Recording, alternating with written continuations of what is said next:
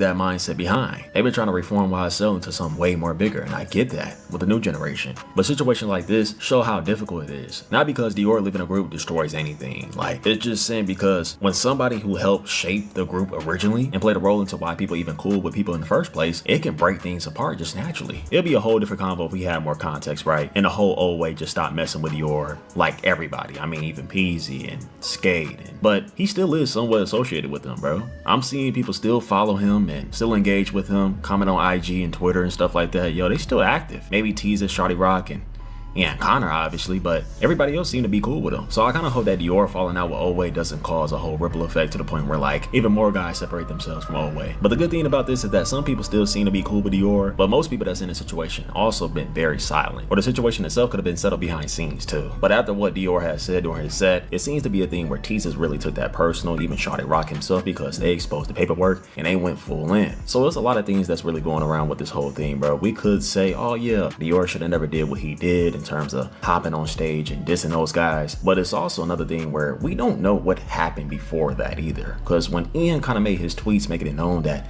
yo, Dior's not a part of Oway no more, nobody really said anything either. And who knows if these guys been knowing about these snitching allegations or whatever you want to call it, this paperwork, right? This could have been a thing that they've been knowing, but once personal things kind of came into the equation, that's probably when they pulled those strings. And one of those personal things could have been Rolling Loud itself and Dior's set, and with what he said kind of triggered everything to be like, oh yeah, we're gonna expose this nigga. But it doesn't seem to be a thing where guys are gonna speak out on why this even happened in the first place and why the paperwork just came into the equation out of nowhere like this. All we know is that there's a divide and guys finally separated themselves. Hopefully this whole thing gets situated. Y'all let me know how y'all feel about this. I love y'all so much. Y'all stay blessed. Peace.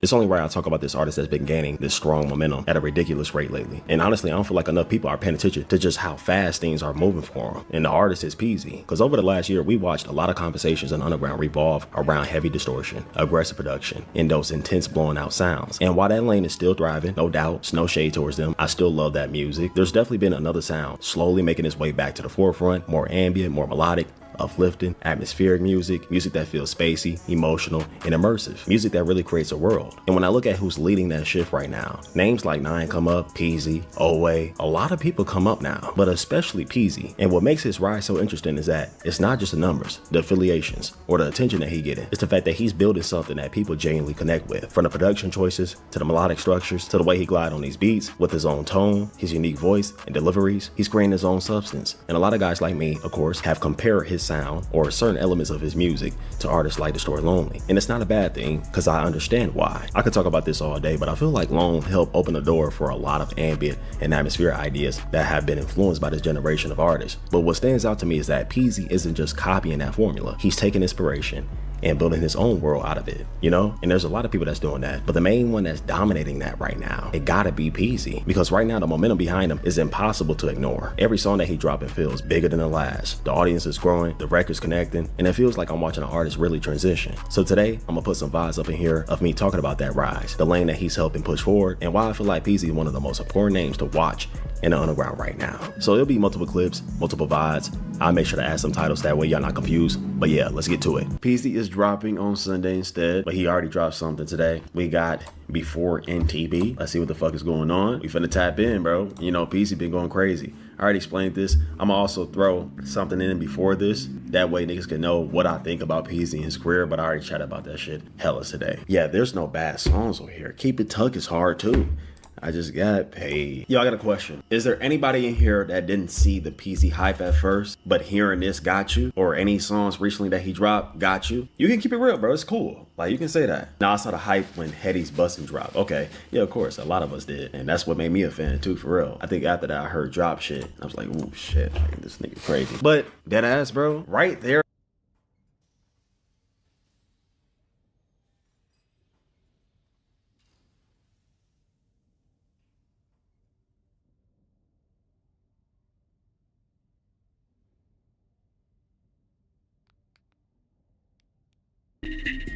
Yo, yeah, what's good, my boy?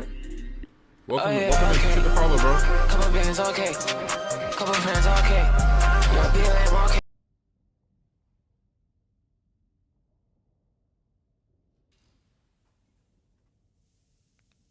Welcome back to another video. It's your boy Quantum here, back with another one. In today's video, we're finna be watching the hypocrisy of Trippie Redd.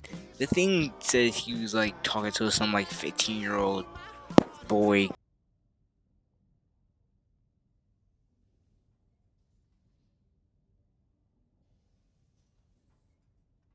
Hey, what's up everybody? We are back again, and yeah, 2 Trippie Redd videos back to back. I don't know if this is the best idea, but hey, it's what we're gonna do, because both of these videos are meant to be 2 sides of the same coin. One is how Trippie is getting it.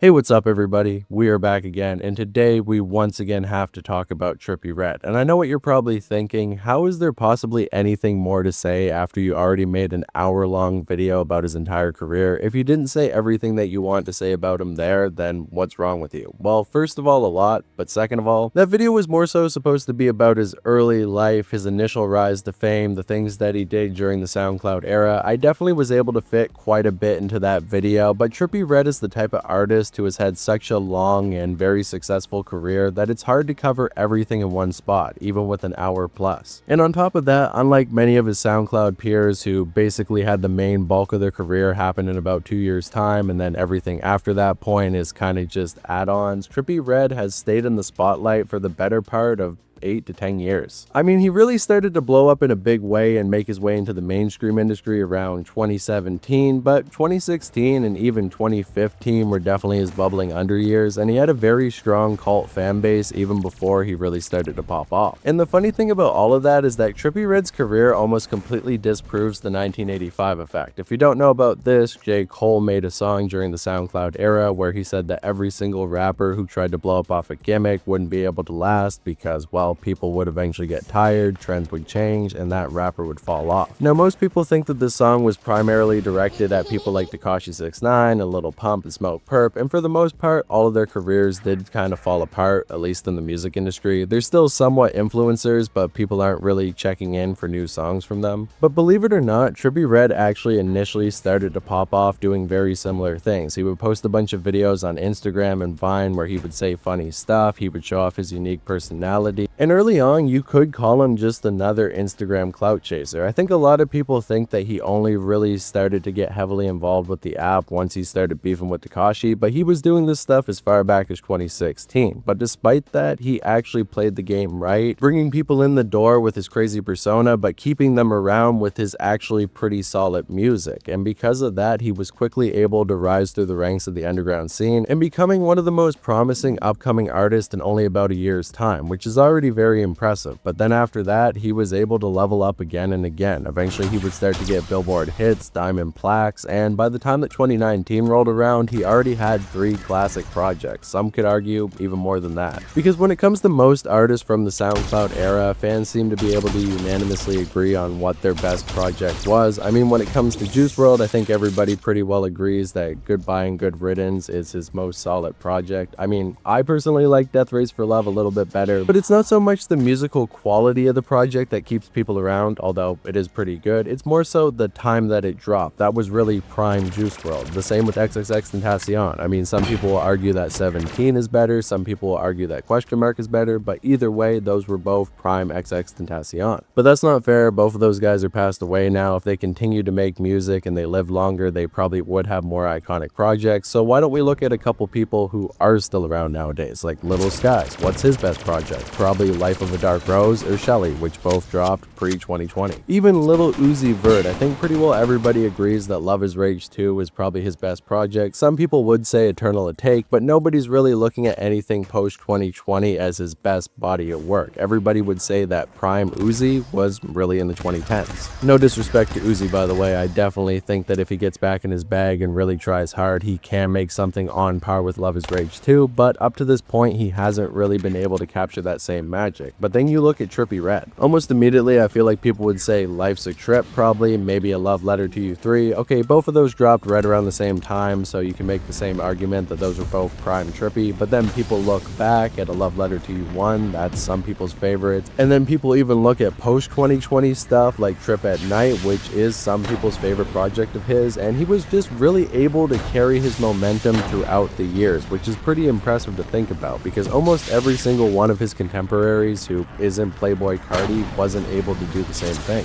And it wasn't really until around 2023 when people started to turn on him a little bit. It was kind of a trend during that year and in 2024 to shit on him and say that Trippie Redd was starting to fall off, although I don't really agree. Because yeah, he dropped some weird stuff. He did that project with MGK, Project Sad Boy, which a lot of people thought was kind of corny because they don't like MGK, but that was more of a side thing. When he dropped A Love Letter to You 5, that still hit the same way. Many people still consider it their favorite project from him, and A Love Letter to You 4 is just as good. Basically every project in that series hits as hard as the last, except for maybe 2, but who cares? And not to mention that every single one of these projects sold very well. I mean, we're talking like 70k, 80k, some of his more recent stuff would dip to like 60k, but that's still very impressive when you consider that as the streaming era goes on, it becomes harder and harder to get those high sales numbers. I mean, Trippie Redd isn't Drake, we're not expecting him to sell like 300k here, but time and time again, he was able to hit very impressive numbers. But despite that, there was this growing sentiment online that Trippie Redd was no longer in his prime, and every subsequent project that he dropped was worse than the last. And I would say the moment that things really started to shift for him is when he ended up dropping his project Mansion Music. Now, I've never actually given this a full listen, but from what I hear from his fans, it's actually not all that bad. It's just kind of mid. It's not really his most impressive project, but the songs are at least solid. However, it did feel a little bit bloated with way too many features, and considering the project ended up leaking before its official release, that ended up hurting it in the long run, and Trippie felt like he had to drop it right away or he was going to lose all the streaming numbers that he may have gained. And for the most part, that doesn't really sound all that bad. I mean, Smoke Perp dropped a project in 2020, only a couple years after his initial wave, and sold like 4.5k. Trippie was still able to do pretty solid numbers with this project. So why did the narrative online about Trippie Redd shift so drastically? Is it simply because people want to see every single SoundCloud rapper fall off besides Carti, and Trippie Redd continuing to be pretty successful goes against the narrative that they have in their head?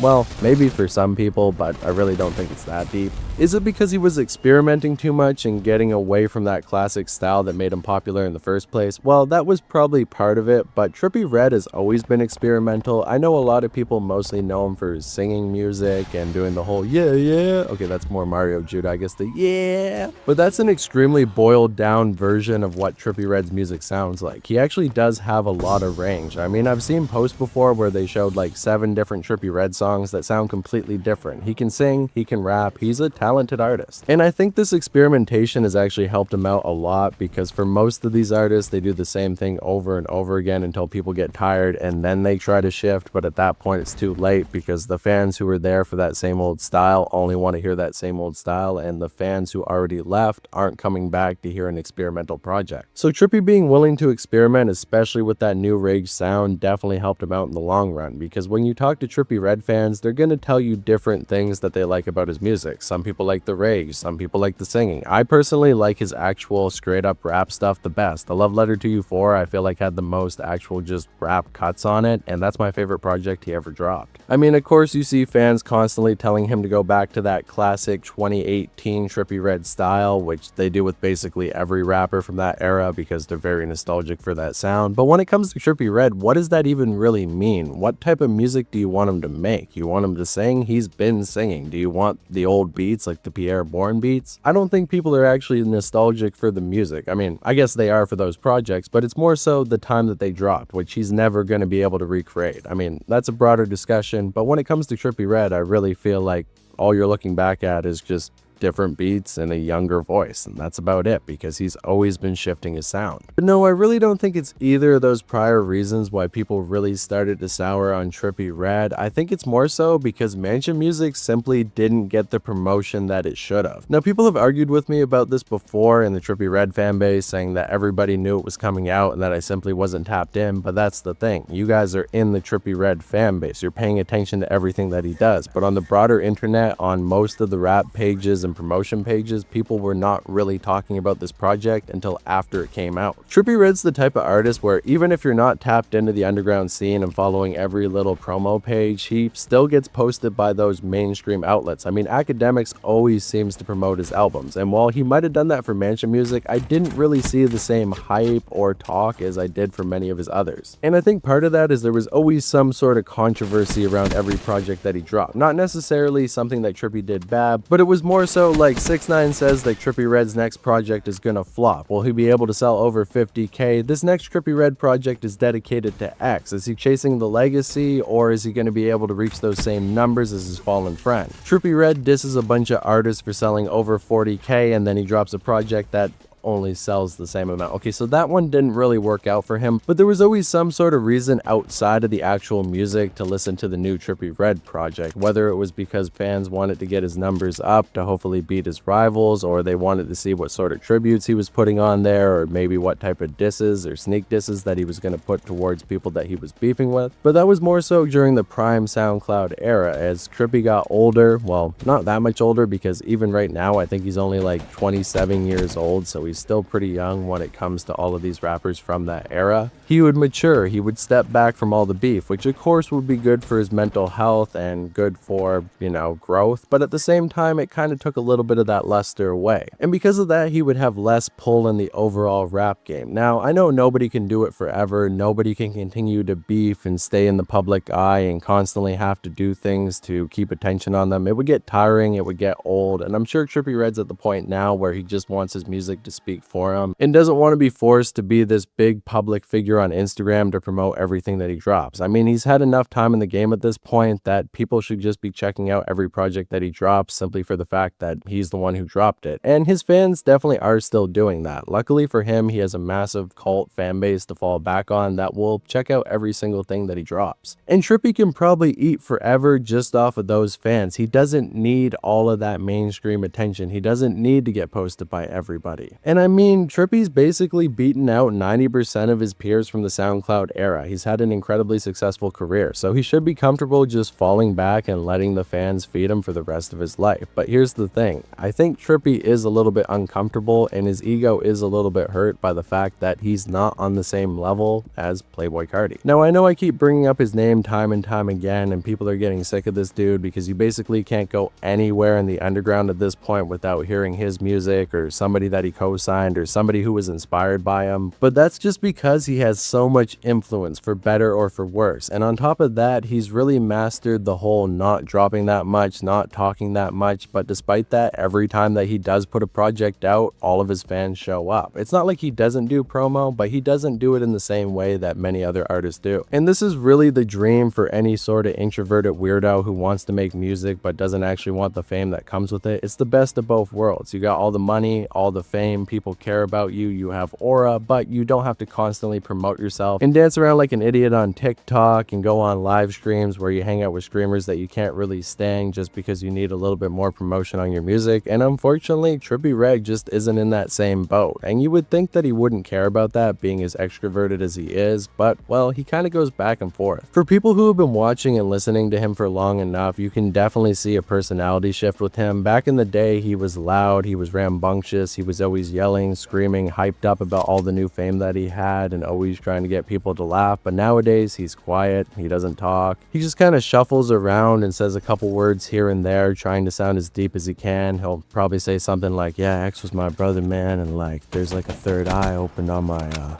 ash cheek or something. I don't really know. Like, you can definitely tell that he's trying to have this more mysterious persona. Now, for years, I always just thought that he was stoned out of his mind and that's the reason that he got so quiet, but I really think it's a deliberate effort from either him or his label to try to sell him as, well, kind of a Carti type character. Because like I said, everybody wants what Cardi has, not having to drop music all that often, and when you do drop every couple years, everybody shows up. People talk about you despite the fact that you're never online. It's pretty well the opposite of what every artist has to be in the modern day, and because of that, everybody wants to be like him. But the thing is, the rap game doesn't really need more Cardis. It can only really handle one. Well, 2, 3, 4. 4's enough. It works so well because he's one of the only artists doing it, but when people try to copy it, wear the same stuff, try to act like a vampire, be nonchalant, and barely drop music, it's like, why would I go to you for that when I could simply go to the real deal? And hell, I think that's why Ken Carson has been so successful in the past 6 years, because he's basically Cardi, but he actually drops music. And in fact, in the modern day, I think his music is actually quite a bit better than Cardi's. But anyways, let's not get off topic. I know a lot of people are thinking, what the hell are you saying? Trippie Redd is not trying to be Playboy Cardi. He always dressed like that. He always acted like that. He just simply has multiple personas. He's a very layered and deep guy. And yeah, I would agree with you if it wasn't for the fact that Trippie Redd put out this video right here where he was talking about how people should be afraid if he gets back in his prime. If he's back in his prime, he's going to beat everybody. He's going to prove to everybody that he's the best rapper around, which of course you got to have confidence if you're an artist, and it's good to see him be passionate about music again. But most people saw this as kind of a desperate move from him to try to overtake Cardi. Like, hey man, if I really tried, if I really put my all in like him, I could be bigger than him. But Trippie really can't, at least not in the same way. You deleted this too. And I've been asleep. Don't wake me up though. For real, like, niggas faking. Eggs and bacon, nigga. Don't wake the giant up. Tuh, I've been playing. Fuck you somehow. Yeah. All you niggas sorry. There's no fake old nigga as talented as me. Like, we just gonna leave it there. All genres. You niggas is booty. All you niggas suck. This shit watered down. All the way watered down, man. This shit 98% dick riding and 2%.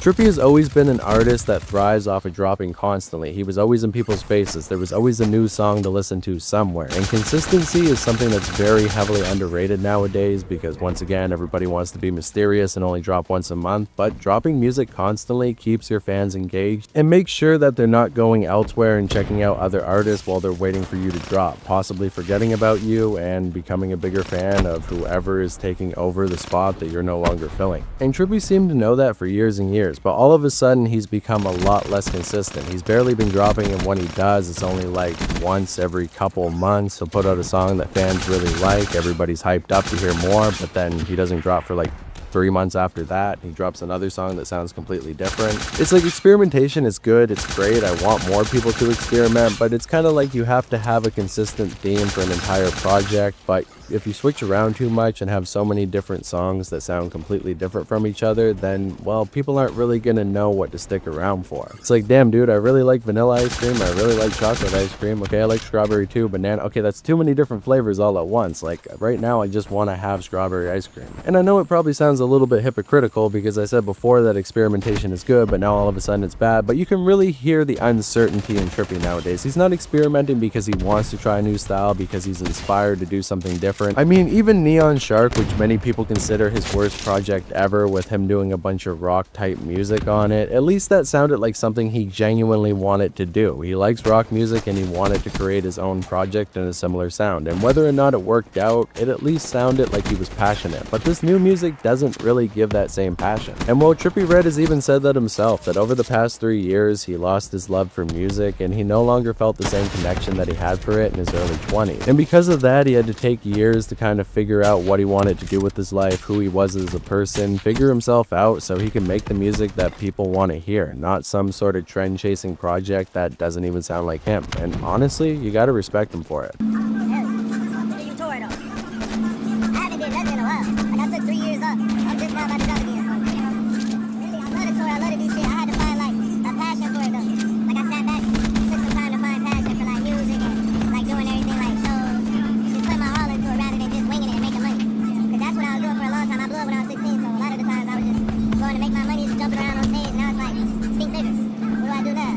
This is something that a lot of artists did during the SoundCloud era, like Little Skies basically put out 2 projects and then took a bunch of time off to figure himself out and be with his son, which is admirable in a way, but at the same time he was way too early in his career to be taking that type of break. But when it comes to Trippie Redd, at the time that he made that decision, he would have been about 8 years into his career, and because of that, I think it was the right choice to make. But now that he's back in love with music again, where is the new sound? Where's the new stuff? He's dropping singles, and he's been teasing this one project called NDA for about a year and a half at this point, but he's not dropping. He says he's gonna do it in 30 days, and then he doesn't. He says it will be out in the next 3 months, and then it isn't, and then he says it's canceled, and then he says it's back on, and fans are simply getting confused and honestly pissed off, because it's like, Trippie, just drop the project already. And on top of that, he's been coming off as a lot more unlikable online as well, with him recently cheating on Coi Leray when she was pregnant. Okay, it wasn't that recent, and yeah, I know a lot of rap fans don't really care when an artist cheats, but you guys gotta understand that Trippie Redd is not Future. He's not a heartbreaker. He's not that type of artist. A lot of people look at him as a sad boy who's constantly getting his feelings hurt. He's losing friends, he's losing lovers, and because of that, him cheating and then posting a story saying no bitch can keep me kinda hurts his whole persona. And on top of that, Trippie Redd has a lot of female fans who really don't fuck with that type of energy. Now, I'm not saying it fucked up his entire career or anything, but I'm just saying that it seems like he's taking more L's online recently than W's. Which is crazy because he was always getting clowned on and taking L's during the SoundCloud era when he was beefing with 6ix9ine, but the thing is, 6ix9ine is such an obnoxious dude that nobody wants to give him a win, so when he was shitting on Trippie, most people took Trippie's side because they felt bad for him. But the thing is, Trippie was always arrogant too. He was just more so covered up by being the less annoying of the two, but with 6ix9ine no longer really being in the spotlight, or at least not really being involved in the rap game, people are starting to see that other side of Trippie, and they're not liking what they're seeing. But I want to talk about all of that in a follow-up to this video because there is a lot of stuff that Trippie Redd has done that's been overlooked, but for today, it's not so much about Trippie. I know I just did a lot of talking about his career and how things shifted and how he seems desperate, but